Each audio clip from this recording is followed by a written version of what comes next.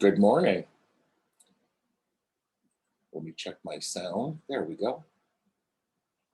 Welcome to the sermon for the fourth Sunday in Easter, Good Shepherd Sunday. I'm going to do something a little different this morning. I always seem to preach the same sermon on Good Shepherd Sunday, and to be honest, I'm preaching to me. I need to hear it again. And as Father Tom and Father Bob and Deacon Brent will tell you, the clergy all have what we call canned sermons. You know, they're ones that we can pull out of a hat for any situation. And this is kind of one of those. However, it's also a sermon that I find that touches me. And you've all heard it, well, most of you have heard it before. But you always say to me, I love that story. So I'm going to tell it again. It's about my Aunt Esther. Aunt Esther was my father's uncle's wife. And Aunt Esther was a lovely lady. She lived to be 102. Had every marble she ever owned up to the last minute. And my father's mother was not the nicest person in the world. So Aunt Esther kind of functioned as my grandmother on my father's side of the family. Anyway, she and her husband, Uncle Paul, back in the 50s, used to go on cruises. And one of the things they started doing was, after they got done with cruises, they really realized they loved Scotland. So every summer or every other summer, they would take a ship over to Scotland. And they met this family as they were out in the country one day named MacDonald. They owned what we would call a sheep ranch. They called it a sheep farm. And they became very good friends. And so every other year, one of the couples would either come to America or go to Scotland. The MacDonalds were not Scottish Calvinists. They were staunch high church Scottish Episcopalians.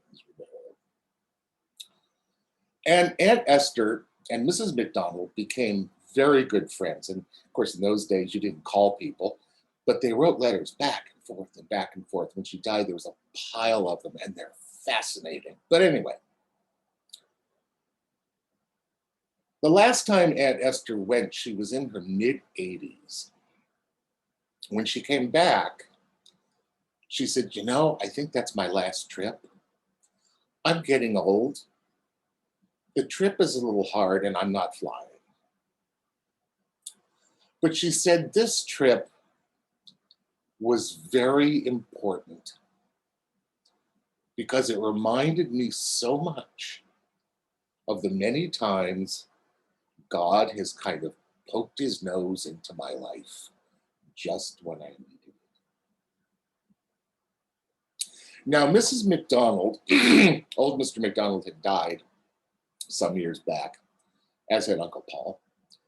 And Mrs. MacDonald now lived in the home that was owned by her son, Mr. MacDonald Jr., and his wife. And Aunt Esther said it was kind of an interesting way to, at least for Americans to think of farming sheep. Because as you probably know, the fields in Scotland are all rocks. It's just kind of a mess. And the sheep go up on the hills and they graze. And the MacDonald's shepherds used bicycles to look after the sheep. Through the years, they had kind of worn these ruts into the stones and made paths, and they were able to look after the sheep really well. And every morning, the young Mr. MacDonald and the shepherds, they'd all go out, and they kept in touch with the farm by CB radio. This was before cell phones. And it all worked. And during the day, young Mr. McDonald would check in and let his wife know what was happening, and then they'd continue their shepherding. So Aunt Esther said they got up one morning, and young Mr. McDonald kissed Mrs. McDonald on the cheek, and kissed his mother, and kissed Aunt Esther, and off he went. He and the shepherds. Well, around noontime, it was time for what they called dinner. And they didn't hear anything on the CB, but things happen. And older Mrs. McDonald and Aunt Esther, they sat and played cards for a while, and then they did some good old-fashioned gossiping. Around 4 o'clock, tea time came along. Still no word. Young Mrs. McDonald was a little concerned, but things happen. So the evening wore on till around 8 o'clock for supper, and not a word.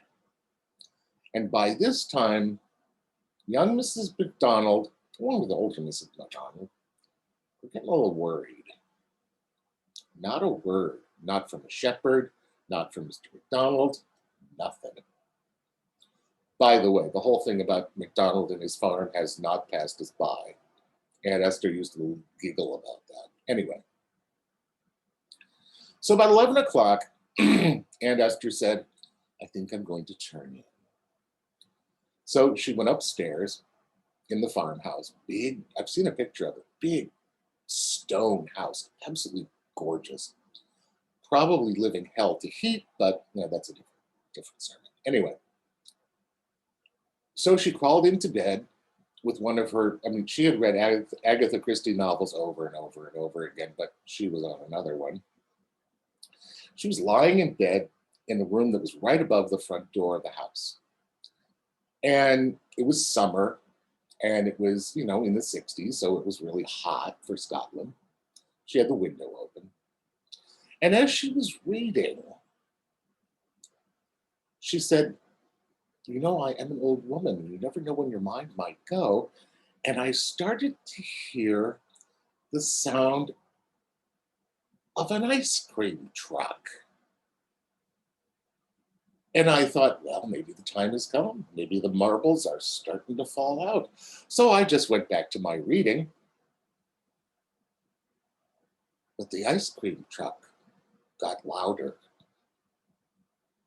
And I thought, something's going on. But she went back. But the bells of the ice cream truck just kept getting louder and louder and louder. She thought. So she got up and put on her slippers and her robe and peered out the window. And below her were both Mrs. McDonald's, Junior and Senior, standing. Their aprons flapping in the breeze. And then they saw headlights. Because young Mr. McDonald drove a Jeep. And then, around the side of the barn, came a flock of shepherds on bicycles, ringing their bells like crazy. And then around the corner of the farmhouse came the Jeep, honking, honking, honking. And in the back of the Jeep was a mother ewe and 2 brand new lambs, one black and one white.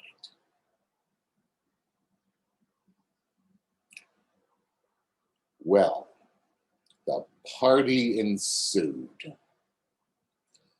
The shepherds and Mr. McDonald and both Mrs. McDonald's and Aunt Esther came down in her bathrobe, and even the 2 sheep and their mom crowded into the living room. because Mom had gotten lost during the day and they couldn't find her. And when they did, she'd given birth.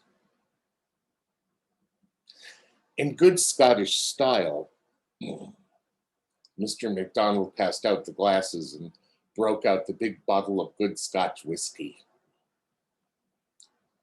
And he raised a toast. Aunt Esther said, he raised his glass and said, "Toast to the Almighty, the one who keeps looking for us and finds us like I found the sheep and the lambs." Well, apparently the party went on pretty late into the night, and as you know, the Scots are very good at drinking. And remember, drinking is not a sin, as some of our brethren might think. You don't think our Lord really used grape juice at the first Eucharist, do you? Anyway, around midnight, Aunt Esther said, "I'm exhausted, and I've had one too many glasses of scotch, and I'm going to bed." So she went up and closed the window, crawled into bed, pulled up the covers, turned out the light, and she said, "You know, as I was drifting to sleep, I thought how right Mr. McDonald was." She said, "You know me as a sweet little old lady, and I am. But," she said, "when I was younger, back in the teens and the 20s, back during the First World War, I kind of roamed a bit. I got off the path. And every time I did, I found the Good Shepherd following me. And eventually I'd turn around and he would say, 'Esther, want to come home?' And I'd say yes. And he'd take me home. Good Shepherd Sunday is important. And Aunt Esther's story is important because we've all been in her shoes. We always are. I'm always roaming. It's kind of the way we're put together. We're human. And the shepherd knows that.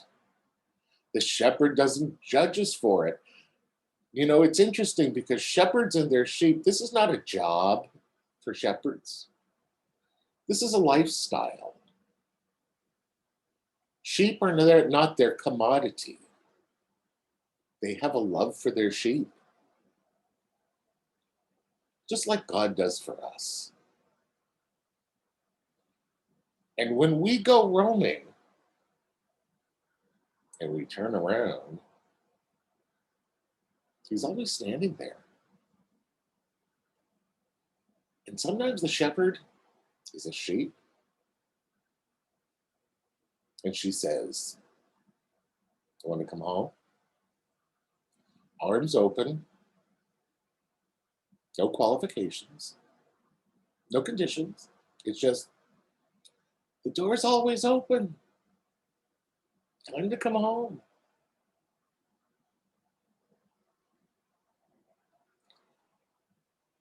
That's really the miracle of Easter. That's really the miracle that happens as Jesus peeks out of the tomb, because he looks back into the tomb where we are, just having gotten off the cross, and he says, "Come on. I've got a wonderful pasture for you. Sometimes it won't be the easiest. There are rocks. But we'll deal with them together, because that's why I'm the shepherd and you're the sheep." Now, to be quite honest, being compared to a sheep, sometimes I'm not real fond of, because let's face it, sheep are not the brightest bulbs on the marquee. But when I'm honest, neither are humans. We're pretty much the same. And that's okay. So for tomorrow's Zoom Mass liturgy, the question I'm asking is, and I could go on, but the sermon would be forever, so I'll talk tomorrow. But we've all had these experiences that Aunt Esther had. We've all found ourselves roaming. We've all found ourselves lost. And at some point, we realized we weren't alone. And we turned around, and there was the shepherd. And she says to us, ready to come home? And we've said yes. So tomorrow, you're welcome to share those experiences. And granted, some of them will be very personal, and some folks will say, that's too personal for me to share. Not a problem. Don't worry about it. But for those who are willing and able and want to, share your story of the Good Shepherd. Share your story of coming around the barn with the honking horn, yourself in the back of that Jeep, driving in and listening to Mr. McDonald raise a toast to the Most High.